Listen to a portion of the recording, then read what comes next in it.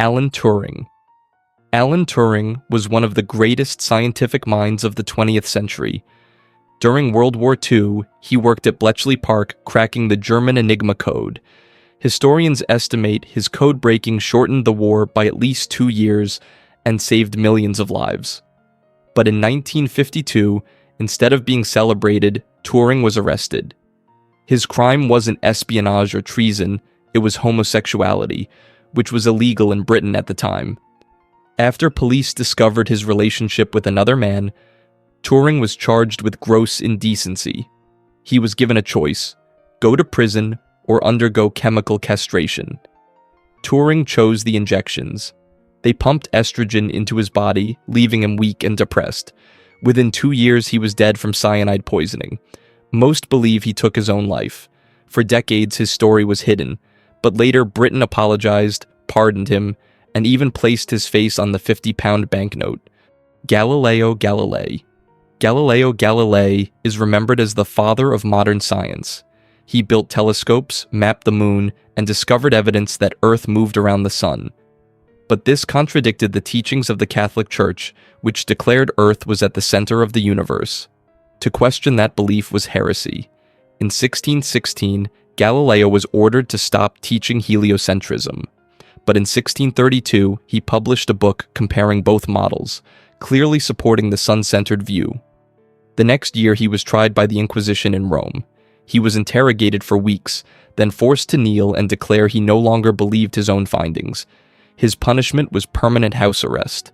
For the last 9 years of his life, he was confined to his home, though he continued to write in secret.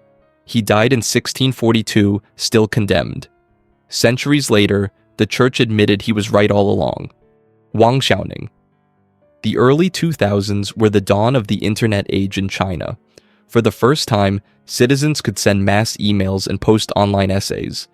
Wang Xiaoning, an engineer from Beijing, used this new freedom to call for democracy and reform. He criticized corruption and argued for multi-party elections. He shared these essays in Yahoo groups and forums. In 2002, police traced them back to him. Yahoo, under government pressure, handed over his personal data. That year, Wang was arrested. In 2003, he was convicted of inciting subversion and sentenced to 10 years in prison. While he was jailed, his wife campaigned internationally for his release and even sued Yahoo in the United States for helping identify him. Wang was freed in 2012. By then, the internet had transformed the world. But in China, political speech online remained a crime. What was criminal in his country was free speech elsewhere. Salem witch trials. In 1692, the town of Salem, Massachusetts erupted in fear of witchcraft. A group of young girls claimed they were possessed and accused neighbors of being witches. Panic spread quickly. Over 200 people were accused. The trials relied on rumors, superstition, and spectral evidence, visions and dreams. 19 people were hanged, and 1 man was crushed to death under heavy stones. Families were shattered. Some confessed just to avoid execution, while others were jailed for months. By 1693, the hysteria ended. The governor admitted mistakes and stopped the trials, but for those killed, it was too late. Today, witchcraft is not a crime anywhere. The Salem victims are remembered as innocent people destroyed by fear and hysteria. Their tragedy became one of the most famous examples of how dangerous mass panic can be when law and superstition mix. Loving v. Virginia. In 1958, Richard Loving and Mildred Jeter married in Washington, D.C. He was white, she was black. Their marriage was legal in D.C., but back home in Virginia, it was a crime. One night, police burst into their bedroom and arrested them. Their marriage certificate hanging on the wall was used as evidence. They were sentenced to a year in prison, but the judge gave them a choice: serve the time or leave Virginia for 25 years. They chose exile and moved away. But they fought back. Their case reached the Supreme Court, and in 1967, in Loving v. Virginia, the court unanimously struck down interracial marriage bans. The ruling changed the law across America. What had made them criminals became a celebrated freedom. Today, Richard and Mildred Loving are remembered not as lawbreakers, but as civil rights pioneers. Lenny Bruce.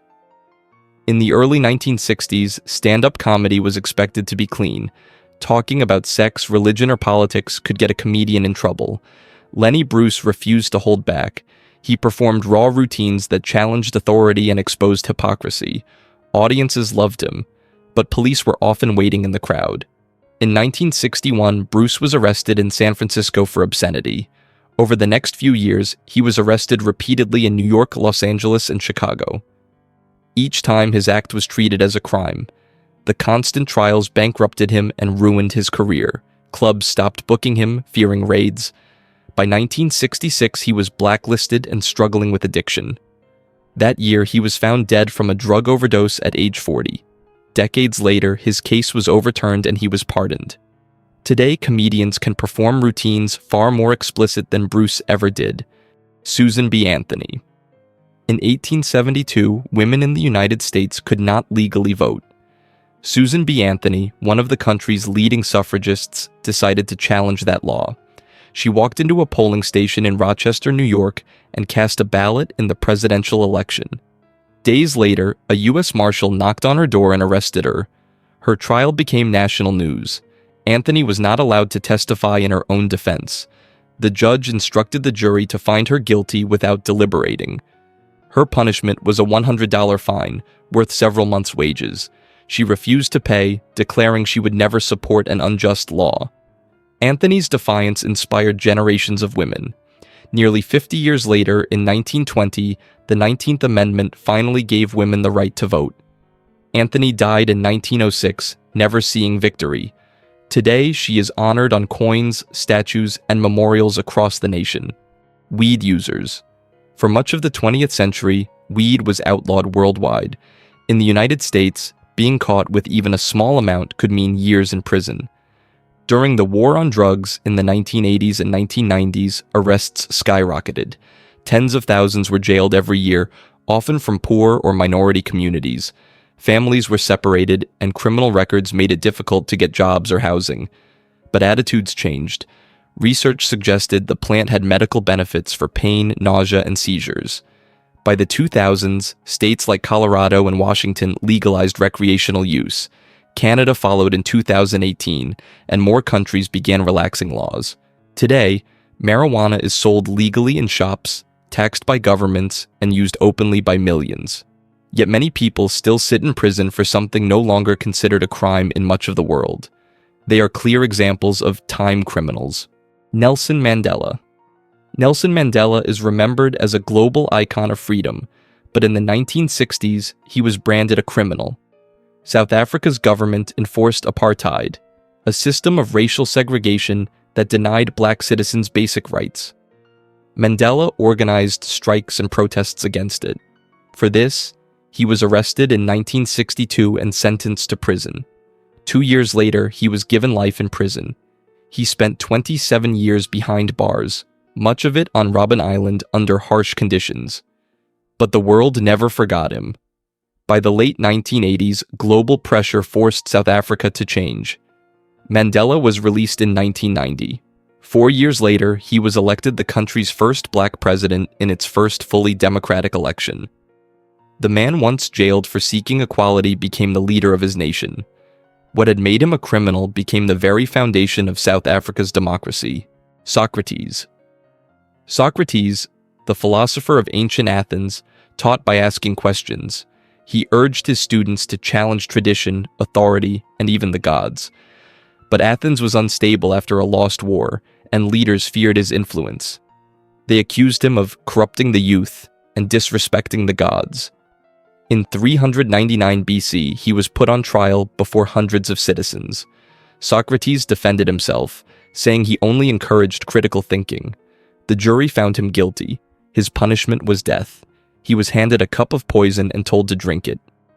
Socrates accepted the sentence calmly, saying the pursuit of truth mattered more than life. That day, Athens silenced its greatest teacher. But his ideas survived.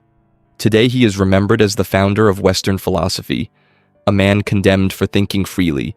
If you enjoyed this video, make sure to like and subscribe so you don't miss the next one.